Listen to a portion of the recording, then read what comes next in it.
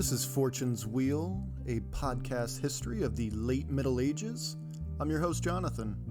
This is episode 1, The Saxon and the Viking. I hope you enjoy the show.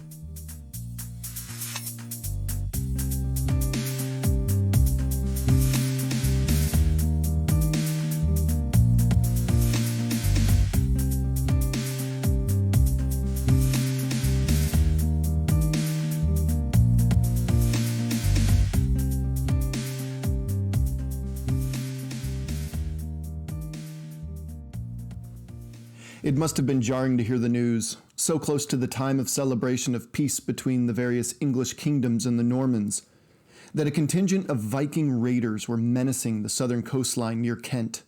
Having heard of the complete razing of the village of Folkestone, an experienced king in his own right, Ethelred, was probably hesitant at first to respond.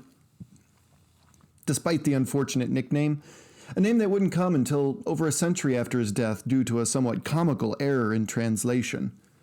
Ethelred the Unready would prove himself to be a decisive ruler during this time, for better or for worse. King Ethelred had been king for over 15 years when these Danish Vikings threatened his kingdom this time, and there's no doubt that as he lay in bed upon hearing the reports, he probably thought of his great-great-grandfather Alfred the Great, arguably the greatest Saxon king in England's long history to this point, one dating back to the misty days of the semi-mythical King Arthur, about 500 years earlier. Alfred outwitted his Viking attackers and shifted the power from Viking strongholds across the North Sea to Saxon power in the 7th century. And though the Northmen continued to raid in waves throughout the next few centuries, England increasingly fell under the control of 4 main groups: the Angles and Alfred's Saxons, who emigrated from the northern Germanic forests, the brutally territorial Welsh, and the mystical Picts from modern-day Scotland. Though a myriad of kingdoms and clans existed and punched holes in the armors of these larger groups, they would all have their day and then eventually fall under the influence of their ruling Saxon, Angle, Welsh, or Pict hegemony. The string of succession, the successes and the failures alike, wound their way to Ethelred, here in 991. The king of the Anglo-Saxon people in England and the island's largest kingdom. The pressure he must have felt to once again take on the Viking horde must have been almost unbearable.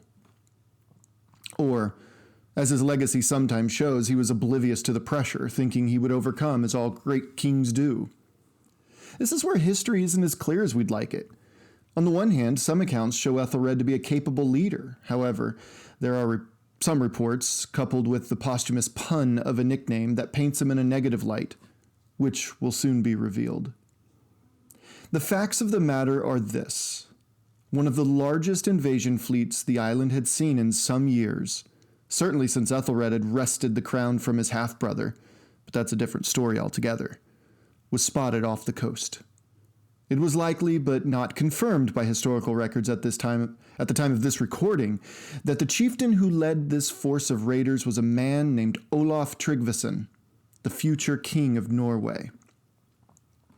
Over the next 75 years or so, England will be somewhat of an epicenter for the evolution of Europe, or better said, those areas around the North Sea, which includes Norway, Sweden, Denmark, the north part of the Holy Roman Empire, Normandy, England, and the kingdoms of Wales, Scotland, and Ireland. It would be a weather vane, hinting at what's to come, from the expansion of Christianity to the farthest reaches of the European landmass, to the gradual consolidation of lands that will start to resemble nations we know today. What happens in 991 in a small village in Essex on the coast of the North Sea seems to be a kickoff of things to come. As the researcher, writer, and host of this podcast, I hope to construct a narrative of European history that, frankly, I never received growing up. It seems beyond the pale to think of my formal education resembling Swiss cheese in terms of where America's place is in the larger world. What drives this podcast is a desire to fill in those gaps and to tell a more complete story of the world I live in today, and to return to the essential narrative structure when studying history. Data and graphs and records of the most mundane sort, yeah, they're all extremely important. But being married to someone who has never enjoyed learning about history, though I hardly share her sentiment, I can completely understand.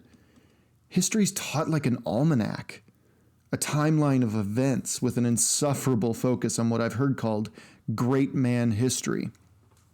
For instance, your teacher might have told you something like, quote, King Ethelred of England faced down Olaf Tryggvason outside of the village of Malden in 991.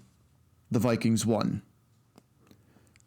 Okay, I can see the value in that, but the nuance missing is shameful. King Ethelred, first of all, was nowhere near Malden. Second, we're not exactly sure it was Olaf Tryggvason who attacked Folkestone and Malden. Third, it's written as a Viking win, but there's a fairly large asterisk by that fact. And finally, what's missing most is the thing that people connect with the easiest. It's narrative. History's more than a collection of facts and figures. History's a story. It's our story. Stories are complex vehicles. Stories allow for three crucial factors to every topic we study: nuance, inquiry, context. This is what I want to bring to this podcast retelling of the late Middle Ages, the time that the Dark Ages begin to show the flickers and sparks of enlightenment, the time when national borders begin to look familiar to us today, the time that directly sets up the chess pieces for the global economic spin of the wheel that expands the quote-unquote known world to the other side of the planet. See, nuance allows the listener to come to his or her own conclusions. King Ethelred, a Christian, the indisputable leader of the combined Anglo-Saxon peoples, and now in agreement with those former marauding Norsemen in Normandy, is this the victim of this story? Ethelred certainly had his fair share of controversies, which began with the mysterious death of his brother, the King of England, back in the 970s. Or Olaf Tryggvason, a pagan Viking, the leader of a roving band of berserkers who ransacked villages and did unspeakable things to the people who lived there. The captain of the largest longboat in history, is he the one to root for here? Inquiry. See, inquiry invites the oft overlooked, in primary education circles anyway, yet critical question in the understanding of history. Why? Why Malden? Why Ethelred? Why Tryggvason? Why did this particular and largely forgettable skirmish in southeastern England have the subtle though lingering impact it did on history? See, context reveals how each person and event fits into the larger schemes and structures in which they or it finds themselves or itself in. What did Europe look like in the late 10th century, and how did that impact the Battle of Malden specifically? What were the Vikings seeking to gain by leaving their own homelands and raiding England's? Of course, King Ethelred, staring down the barrel of the proverbially anachronistic Viking canon, knew of the larger world. He was, in fact, Christian, unlike his Danish and Scandinavian neighbors. See, in 991, he knew of the neighbors in close proximity to him, I'm sure. He knew of the cowering king of the Welsh, Merodud ab Owain, who seemed to spend whatever it took to keep the Vikings quelled, though everyone knew they always would come back. Word from across the sea would have thrown caution his way about the first High King of Ireland, King Mael Sheshnel MacDumnall, whose on-again, off-again reign would resemble Ethelred's own over the next couple decades. Also on the Emerald Isle, Aed MacDumnall Uenil of the Kingdom of Ailech, Cathal Mac Concobar Mac Taig of Connachta, Doncad MacDumnall, Clane of Leinster, the great Brian Boru of Munster, Tag Moru, Ua Calais of Uimain, and Eocad Mac Ardgal of Ulster, all jockeyed for power. Ethelred, from his seat of power in Mercia in the center of England, would have most certainly have had emissaries from the massive and historically prominent Holy Roman Empire, led at the time by King Otto III, or Otto the Great, as historians have named him. However, since he was 3, when he was crowned a series of regents, were running the affairs of state. Theophanu and Adelaide were the regents in 991. Henry II, or Henry the Quarrelsome, was the Duke of Bavaria. Boleslaus the Pious was Duke of Bohemia. Conrad I was King of Burgundy. This was the time, in 991, when the first recorded political entity of what would become the nation of Poland appeared in the history books. This emerging power would have an impact during this time, led by the charismatic Mieszko I, who saw his father's vision for his people of regional influence and power by sealing bonds with surrounding powers through both marriage as well as Christian conversion. Within the year, his son Boleslav I would continue this. In just 6 years from 991, Ethelred would hear word of future Saint King Stephen I becoming Hungary's first king. As for people across the Mediterranean and into the Far East, the Khazar Khaganate made of Turkish Christians. The Fatimid Caliphate held Egypt and Sicily under Muslim rule. The powerful Abbasid Caliphate made Baghdad into the Alexandria of the Muslim world. And Basil II of the Eastern Roman Empire, called the Byzantine Empire long after its collapse, would have earned the nickname the Bulgar Slayer by dealing a mortal blow to the powerful Bulgarian Empire to its northwest. In the Iberian Peninsula, modern-day Spain and Portugal, the Umayyad Caliphate would earn the nickname the Cordoba Caliphate by creating a Muslim city focused on the sciences as well as promoting surprisingly liberal policies for all, Jewish, Christian, and Muslim people alike. Pope John XV would hold sway for another 4 years until Gregory I takes over the Papal States on the Italian peninsula, centered on Rome itself. The Republic of Venice has tried its hand at, dare I say, a more democratic approach to governorship, but let's not kid ourselves here. It was largely oligarchic rule. But they're slowly growing their flavor of empire throughout the Adriatic Sea and holding strong against the Byzantines and the Croats in the area.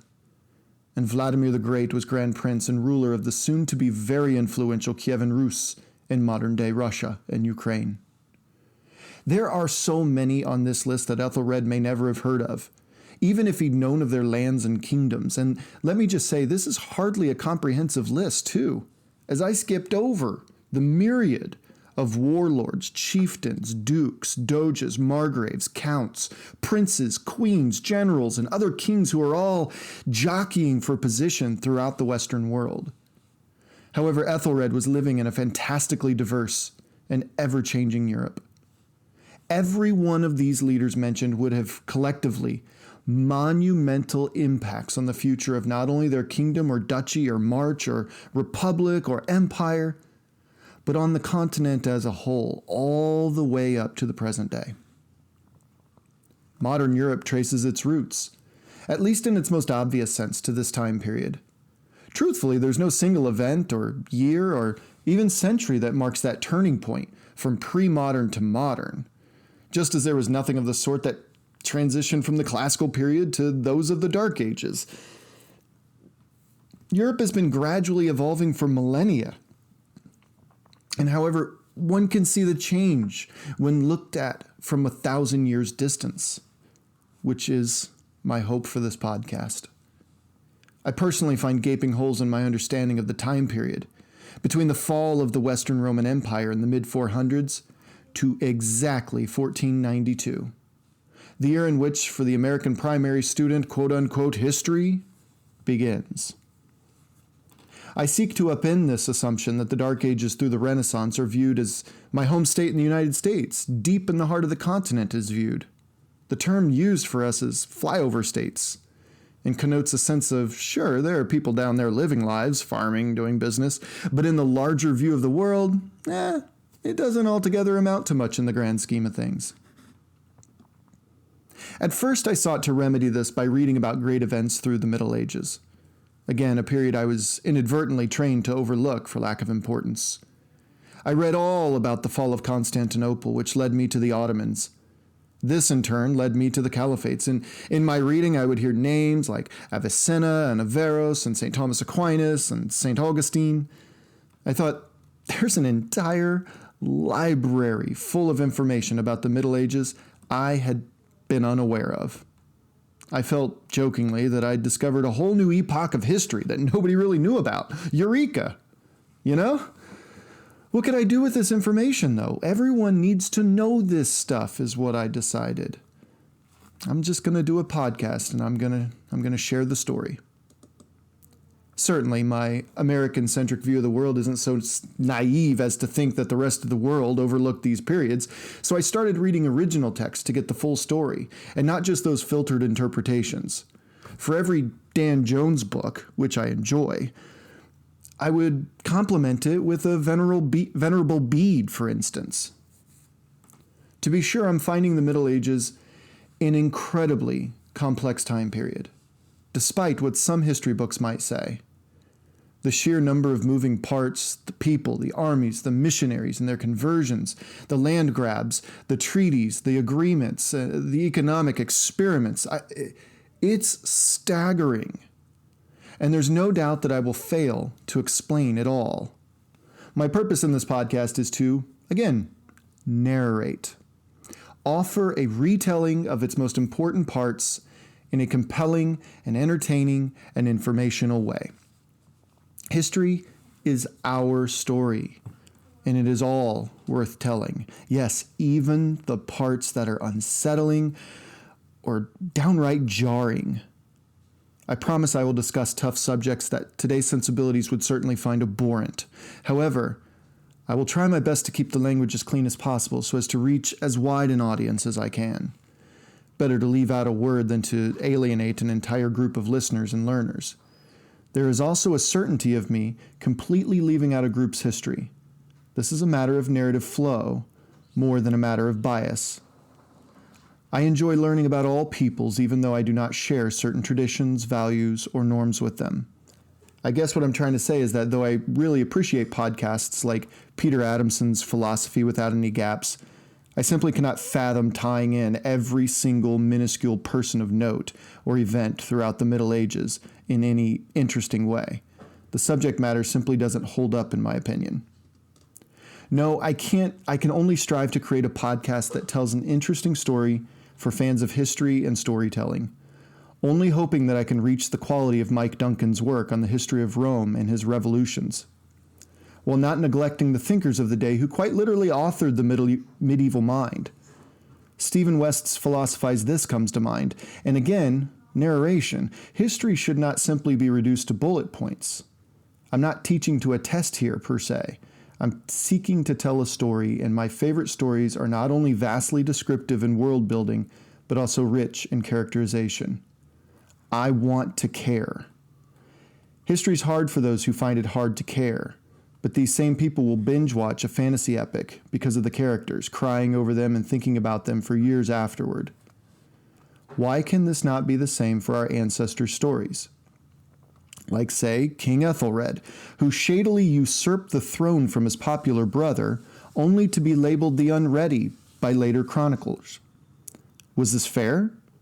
Was he, in fact, inept? Or did he face a daunting period in Anglo-Saxon history in which outside forces were simply too much for him and his kingdom to stand against? Did he not lie in bed at night despairing over the consequences of his actions? Was he aware what his legacy would be? And if so, was he willing to accept it as what he did, in his opinion, the best for his kingdom? Would you have done the same? To me, the same reason we learn history is the exact same reason we read fiction: to learn about ourselves. We can learn from a violent raider like Olaf Tryggvason, for instance. Well, for starters, how did he get this way?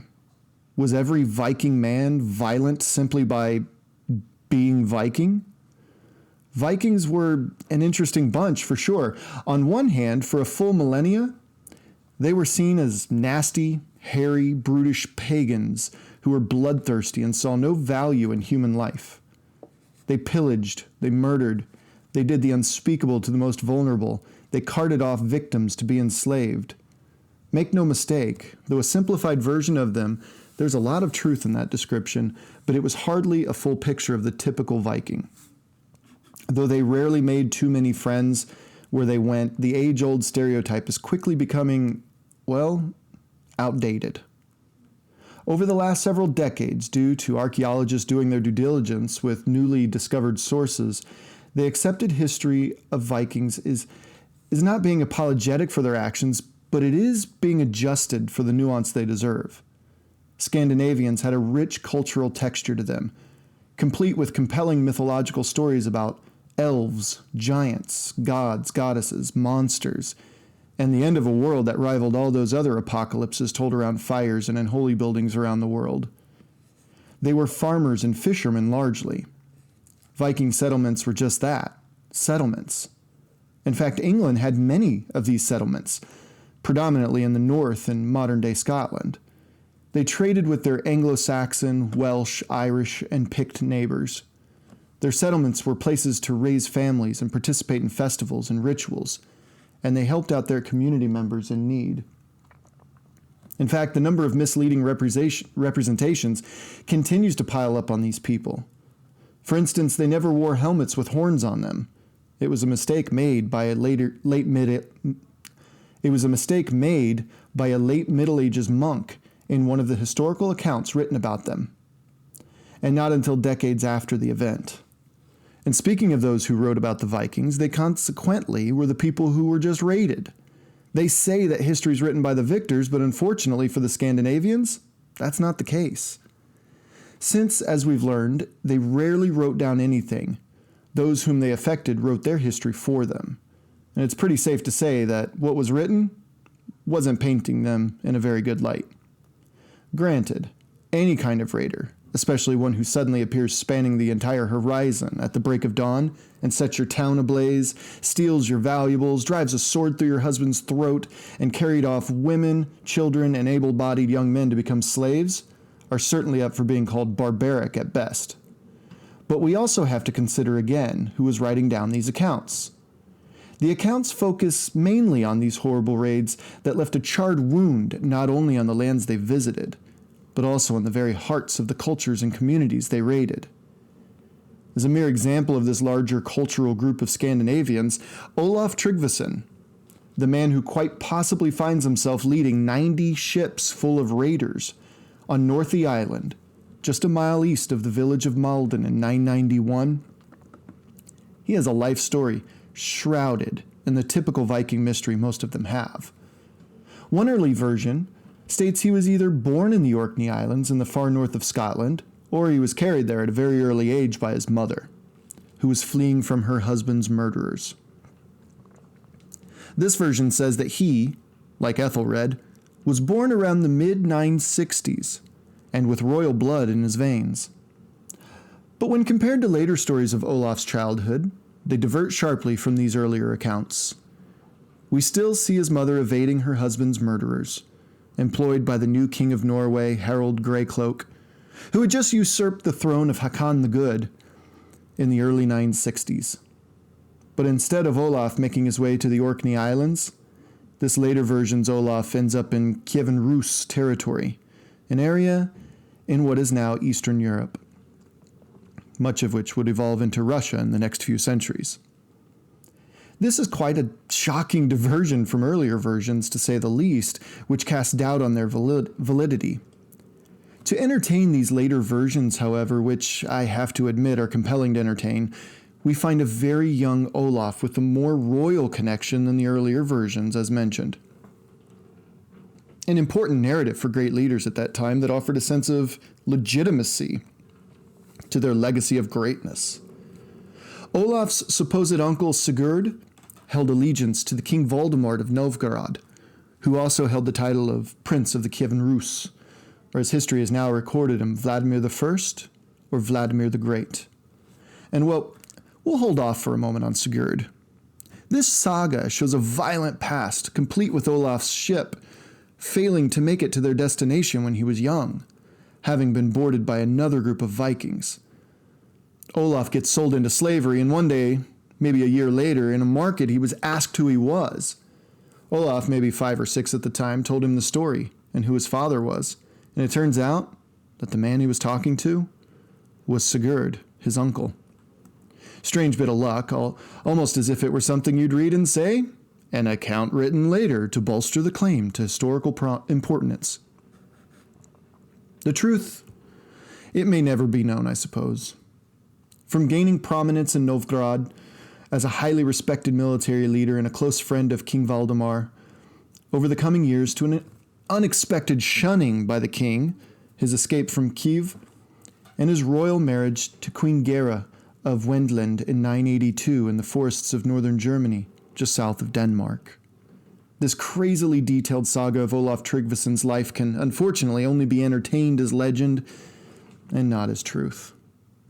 However, what we know is that Olaf Tryggvason somehow rose to be an influential Scandinavian leader who would, shortly after the Battle of Malden, ascend to the throne of Norway. Fortunately, history has left us with far more verifiable evidence of King Ethelred. Ethelred would mark a distinct point in the Anglo-Saxon history. In fact, the point he marks would be the beginning of the end of a good run of Anglo-Saxon rule in England, like forever. Ethelred wasn't a name in a 1,000-year-old chronicle. He was a man, and his story, specifically his ascension to the throne of England, would be a mainstay in English ascendancy for centuries to come. Ethelred was born to King Edgar, the Peaceful, and Elfthryth, his wife. However, Edgar's firstborn son, Edward, was actually thought to be an illegitimate son with the daughter of an English noble. When Edgar died, Edward was propped up as the new king at the age of 13 years old. Unfortunately, this young man's reign would only last 3 years or so. Edward was murdered at Corfe Castle in Dorset on March 18, 978, allowing Ethelred, aged 12, to claim the throne, with his supporters passionately claiming that Edward was not a legitimate heir. Ethelred will remain in power for a few decades and will sit on the throne during, as mentioned, one of the major bends in early English history, a bend that would mark a lasting interest in the English islands by mainland Europe. Much of Ethelred's criticisms come from this peculiar ascendancy, and it's worth noting that his nickname, the Unready, wasn't used for another 100 years. There is, so far discovered, no evidence of his contemporaries referring to him in that light.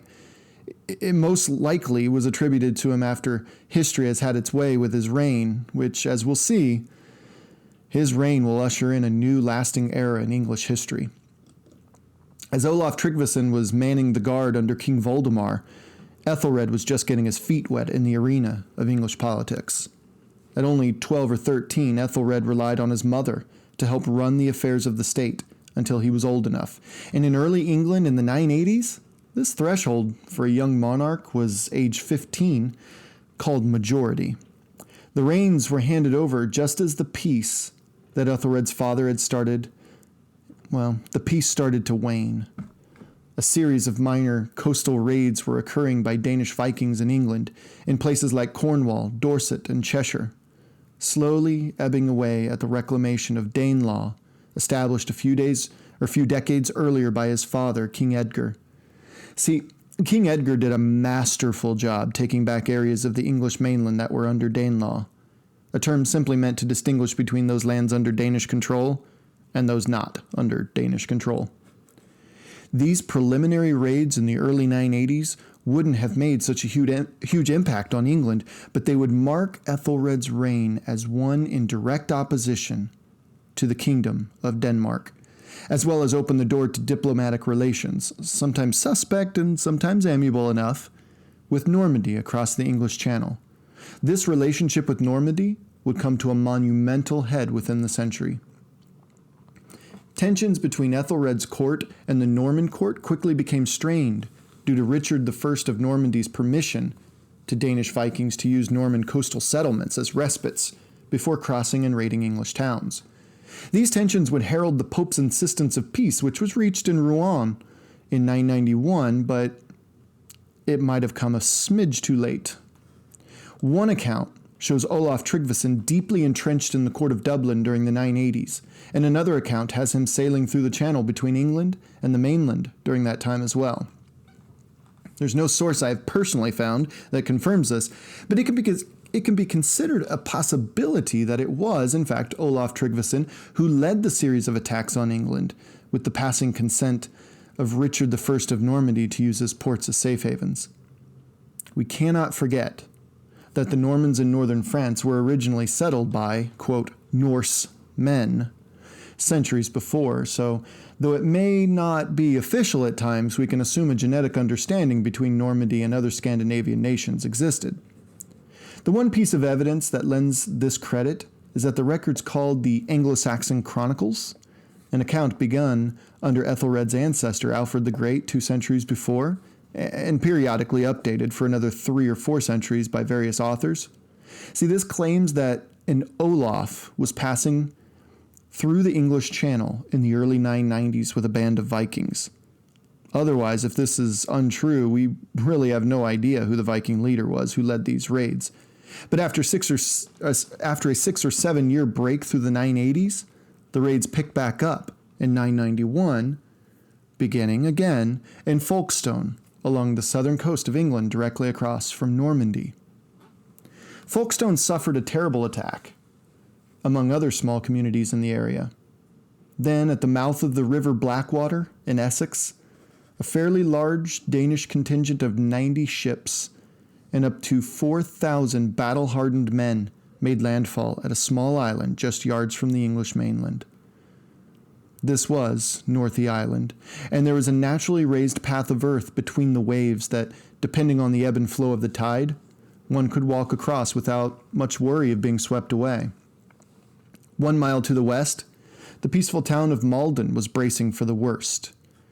However, the ealdorman, or noble, of Essex, having heard of attacks on the southern coast and followed the reported paths of the raiders arriving just before the Viking war party, they pitched camp on the shores overlooking Northey Island. It was not a terribly large militia of men, then called a fyrd, consisting mainly of a couple thousand locals collected along the way to Malden, but this militia was led by a dominant figure, the 60-plus-year-old, 6'9" Britnoth, along with his smaller force, or comitatus, of highly trained and very loyal proto-knights, as the formal knight, as we know it, didn't quite exist yet.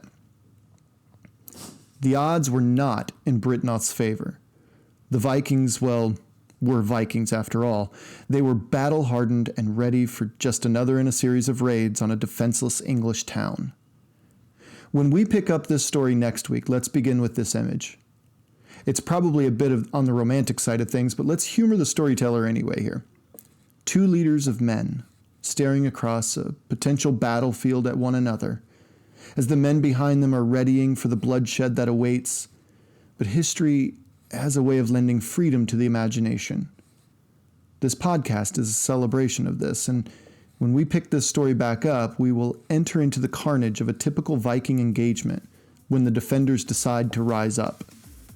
We will also dissect the outcomes of this battle in 991 and how England, and in effect all of Western civilization, will be affected by what would become known as the Battle of Malden.